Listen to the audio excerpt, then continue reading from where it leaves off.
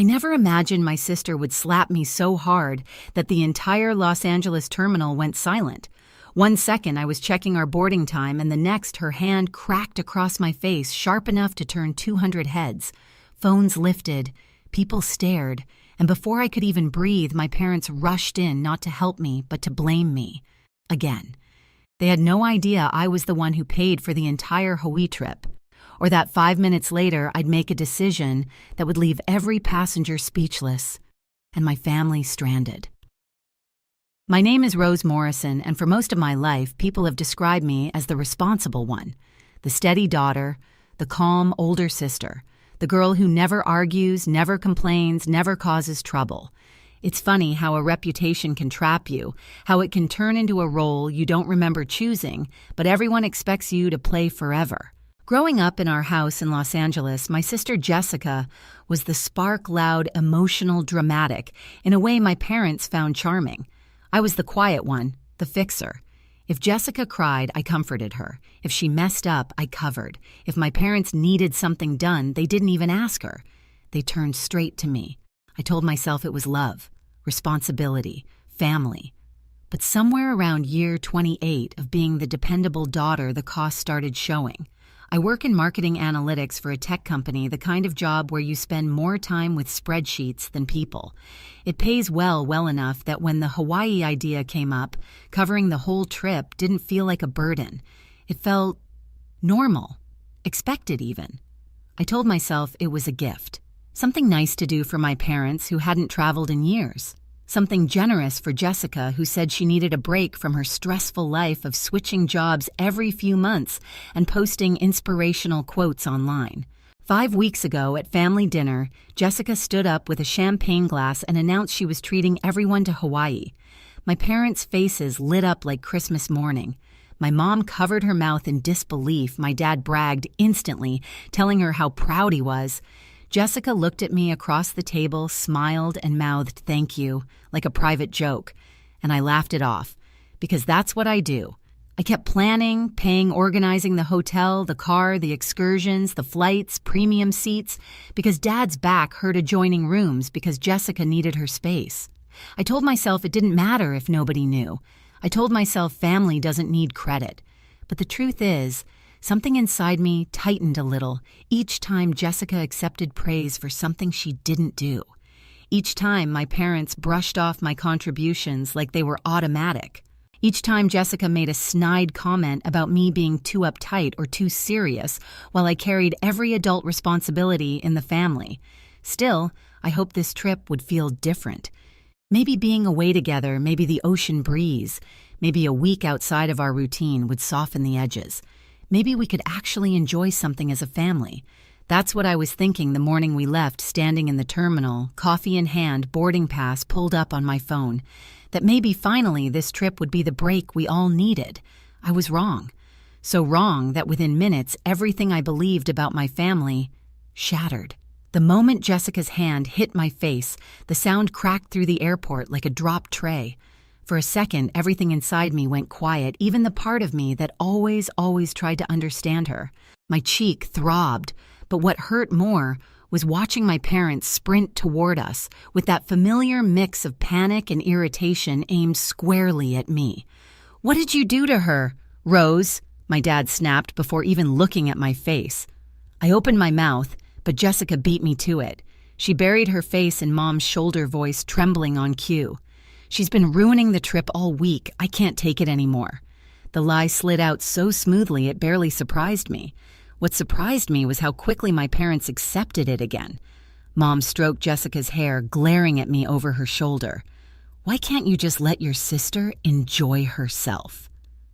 There it was, the script we'd been performing since childhood, and standing there in Terminal 4, surrounded by strangers recording us, all the old memories started flooding in, heavy, humiliating, undeniable. The graduation party. Jessica had barely passed high school, and she'd wanted a big celebration just like everyone else. Our parents didn't have the money, so I quietly paid for the cake, the decorations, the backyard tent. $2,000. Jessica made a whole speech thanking Mom and Dad for everything they did. Everyone applauded. Mom teared up. Dad hugged her. I stood by the grill holding a tray of burgers, smiling like it didn't matter. The apartment. 2 years later, she got approved for a cute place near downtown because I co-signed. She walked through the empty living room, twirling her keys, telling Instagram how proud she was to be finally independent. She never mentioned the only reason her application went through was because my credit carried her. The engagement. She got engaged briefly, 4 unforgettable months to a guy who loved her drama, until he didn't. She called me crying about the ring she wanted but couldn't afford. I lent her $5,000. She bought the ring, posted it online with a Bible quote, and when the relationship fell apart, she kept it. Never paid me back, never even brought it up. And the gifts. Every birthday, every holiday, I bought presents from both of us because she claimed she was broke or overwhelmed or busy. For years, Mom believed Jessica was better at picking gifts than I was. But the flashback that stung the most, that family dinner 5 weeks ago. Jessica clinked her glass, smiled sweetly and said, "I'm treating us to Hawaii. We leave in June. All expenses paid." Mom gasped. Dad told her she was amazing. Jessica soaked in the praise like sunlight, and then she looked at me directly and mouthed thank you with that tiny smirk she thought nobody ever caught. I remembered the warmth rising in my chest, not from pride, but from something tighter, something heavy, something that felt like resentment, even though I hated admitting it. Now here we were in the middle of a packed airport replaying the same scene for the 1,000th time. Jessica plays the victim. My parents defend her, and I'm the villain by default. "Apologize," Dad said, stepping between us like a referee. "Do it properly." My cheeks still throbbed, but I swallowed. I always swallowed. I didn't do anything. I whispered, "Rose." His voice dropped to that low, disappointed tone he'd used on me my entire life. "You made your sister cry. Fix it." I looked at Jessica mascara, perfectly streaked like she'd practiced, and something inside me shifted. Not anger, not yet. Something quieter, something colder, a realization. Nothing I'd done for 28 years had ever balanced the scale. Not the trips, not the money, not the favors, not the silence. And in that moment, standing alone in a crowd of 200 strangers, I understood one thing with absolute clarity. If I kept playing the role they wrote for me, I would lose myself completely. For a moment after my dad's command, "Fix it," I just stood there, feeling the heat from Jessica's slap radiate across my cheek. The sting was sharp, but it wasn't what made my eyes blur. It was the realization that after everything I'd done, every sacrifice, every quiet act of love, nothing had changed. Not one bit. The terminal felt too loud suddenly, the rolling suitcases, the coffee machines, hissing the airport announcements echoing overhead. People were still looking, some pretending not to, some whispering behind their phones. A TSA officer glanced over like he wasn't sure whether to intervene. I took a breath. It went in shaky. Came out worse. "I need a minute," I murmured. Dad gestured dismissively. "Fine, but don't wander off. Boarding is soon." Jessica sniffed dramatically in Mom's arms. "Just keep her away from me. Keep me away. Like I was the problem. Like I was the danger." I turned and walked toward the restrooms, not quickly, not dramatically, but slowly, like someone trying to steady herself after a blow she never saw coming. My hands were trembling. I pressed one to my cheek. It burned, not from the slap, but from humiliation.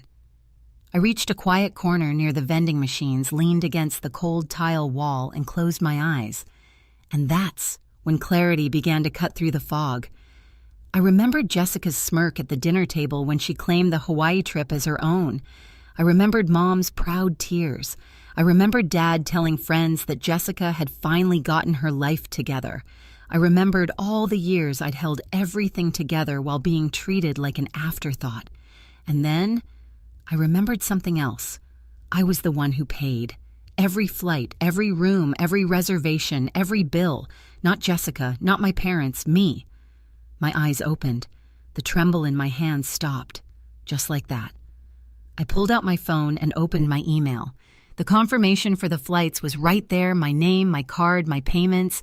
Then the hotel, the rental car, the activities, the bills, all mine. All under my account. And an idea, quiet, simple, perfectly legal, slipped into my mind. A boundary, not revenge. A line I should have drawn years ago. I tapped the airline app and pulled up our reservation code. 4 seats, 4 names, 1 payer. My heart was still pounding, but the rhythm had changed. It wasn't panic anymore. It was control. I stepped farther into the corner, away from the traffic of passengers, and hit the call button.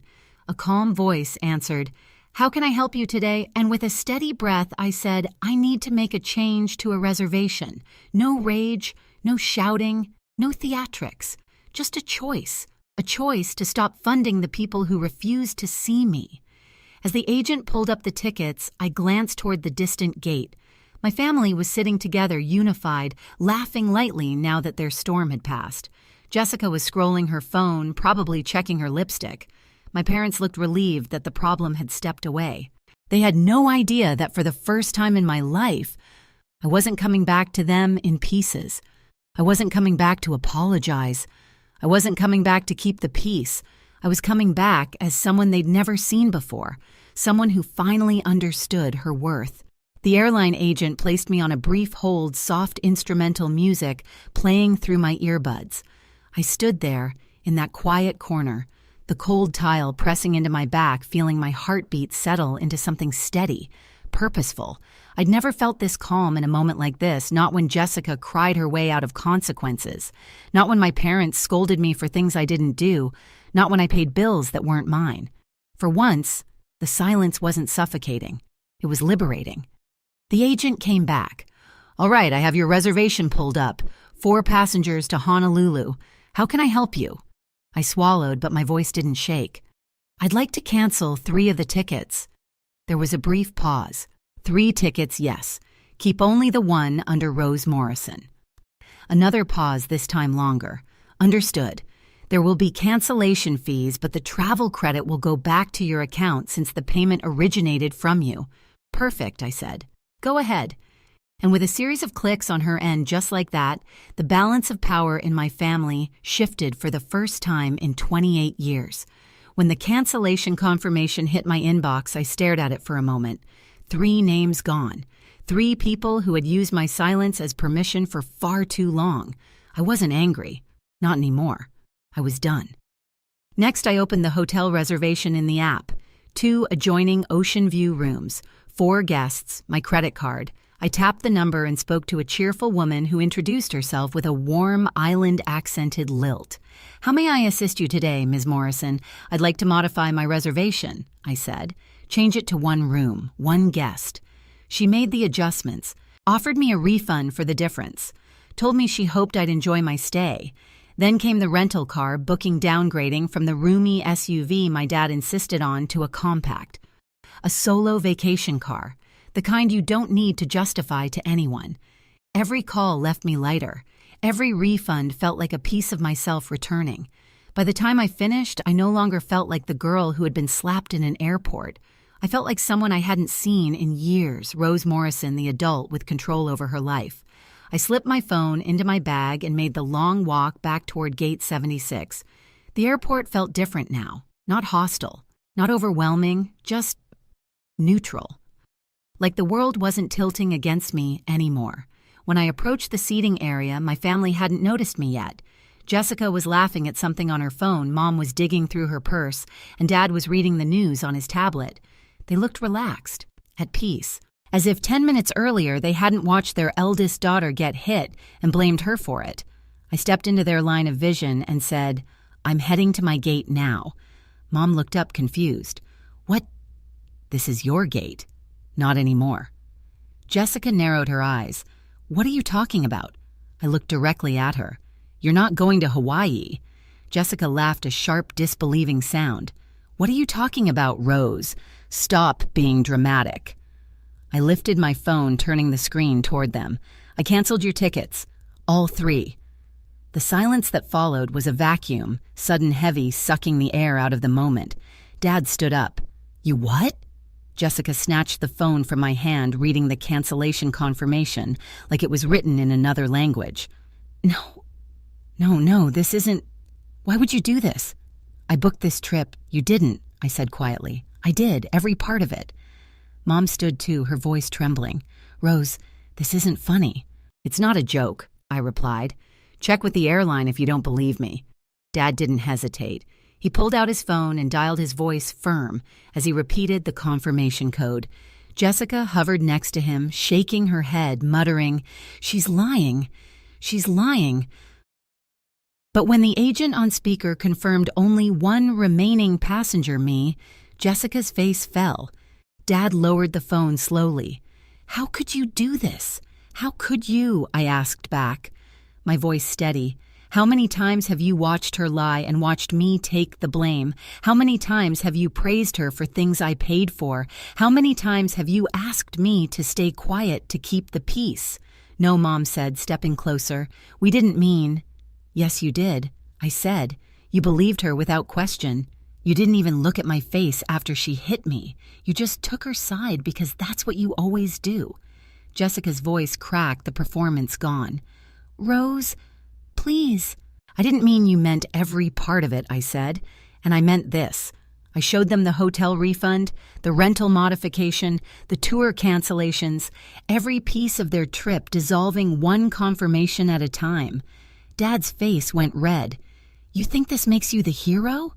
"No," I answered. "It makes me free." Mom touched my arm, tears gathering. "We can fix this. Please don't leave us here. We don't have the money for new tickets." I met her eyes. "I know. That's why I paid in the first place." Jessica grabbed my wrist, her voice shaking. "I'm sorry, Rose. I shouldn't have slapped you. I was stressed. I wasn't thinking." I gently pulled my arm back. "You're 26, Jessica. When do you start thinking?" There was nothing cruel in my tone, no malice, just truth. Truth she had avoided for years. The boarding announcement chimed overhead, now boarding Group A for Honolulu. My group. Dad stepped in front of me. "If you walk through that gate, don't expect to come back." I looked at him, really looked at him, and for the first time I didn't shrink, didn't flinch, didn't fold. "I'm not the one who left," I said softly. "You did. A long time ago." I stepped around him. No one stopped me this time. The gate agent scanned my ticket, gave me a sympathetic look, and quietly said, "Rough day." I smiled faintly. Getting better. Walking down the jet bridge, I felt the weight lift from my chest with every step. When I reached my seat, premium window, extra legroom, the sun was slanting through the glass in golden stripes. As the plane pushed back, I glanced out the window one last time. Through the glass of the terminal, I saw my family, Jessica, pacing in panic. Mom crying into her hands, Dad arguing with a gate agent like he could force the world back into the shape he wanted. They looked lost, like actors who suddenly forgot their lines when the script changed. What happened next in my life really did shock everyone. Hawaii felt different the moment I stepped onto the balcony of my room. The ocean was a deep, endless blue, the kind that makes you feel both small and protected at the same time. I let the breeze hit my face, the same cheek Jessica slapped hours earlier, and for the first time in years, it didn't sting. I spent the next few days snorkeling, hiking, eating alone without apology. My phone buzzed, non-stop calls, apologies, anger, confusion, but I silenced all of it. On the flight home, I finally opened the letter my parents mailed to my apartment. They admitted everything, the favoritism, the blind spots, the years of taking me for granted. They apologized. Honestly. I folded the letter gently and placed it in a drawer. I wasn't ready to respond. But for once, the choice was entirely mine. I've learned that peace doesn't come from keeping quiet, it comes from finally choosing yourselves. My family may or may not change, but I'm no longer carrying the weight of their choices. Setting a boundary wasn't cruel, it was survival. If this story feels familiar, you're not alone. Share your thoughts in the comments and tell me where you're watching from. And if you want more true family stories like this, hit subscribe so you never miss the next one.